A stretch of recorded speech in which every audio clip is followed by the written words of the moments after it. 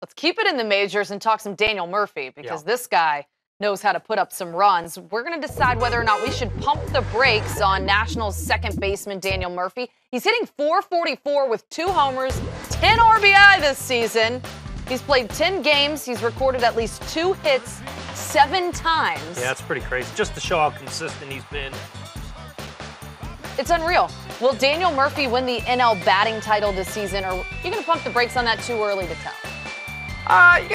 Sure, it's definitely too early to tell, but I'm going to say yes. I think he is. He's locked in. I love what I see out of him. I really should have won the batting title last year, but DJ LeMahieu narrowly edged him out and then sat for the last couple games to protect his average, which, come on, he should have the batting title taken away just for that. I think what we've seen from Daniel Murphy ever since the postseason run he went on with the Mets a couple years ago where he was Babe Murphy, then he goes and earns that big contract with the Washington Nationals.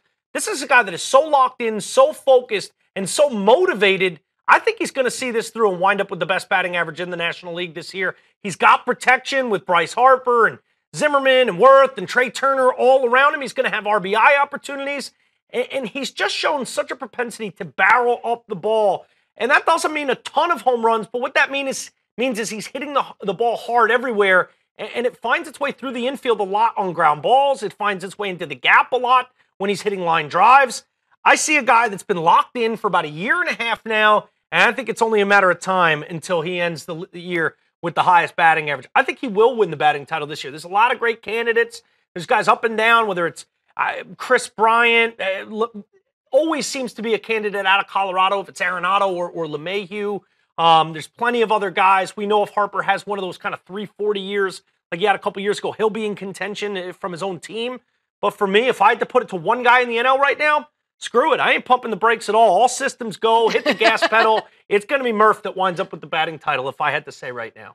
Interesting that you bring up Bryce Harper because we saw him have a slump, but Daniel Murphy has been consistent. He's carried it over to this season. That's pretty hard to do. It really is. And look, it's hard to hit anywhere near 350 in the big leagues, but to do it for an extended period of time, it's like he never hit the off switch from the Mets playoff run of 2015.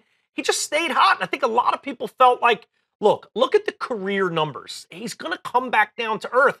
And I think Murphy heard that, and he kind of started hearing all this stuff of people expecting him to regress. And he used that to fuel this run he's been on for a year and a half.